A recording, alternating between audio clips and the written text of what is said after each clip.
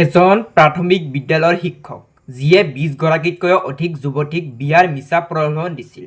কিন্তু বিয়াৰ পিছত তেওঁলোকক উপহাৰত কি দিছিল জানা? কেৱল এটা সৰু টেবলেট। জিতক হোৱাৰ লগে লগে তেওঁলোকৰ জীৱন চিৰদিনৰ বাবে শেষ হৈ গৈছিল। হয়, মই কৈ আছোঁ ভাৰতৰ অপৰাধ ইতিহাসৰ আটাইতকৈ চতুৰ আৰু নিষ্ঠুৰ অপৰাধী ছাইনাইড মোহনৰ কথা।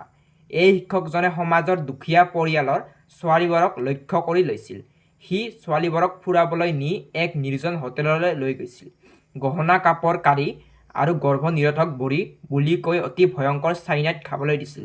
আৰক্ষীৰ বাবে ই এক ডাঙৰ প্ৰত্যাহ্বান আছিল, কাৰণ সি কোনো প্ৰমাণ এৰি থৈ যোৱা নাছিল। কিন্তু পাপৰ ঘোঁৰা এদিন নহয় এদিন উপচেই।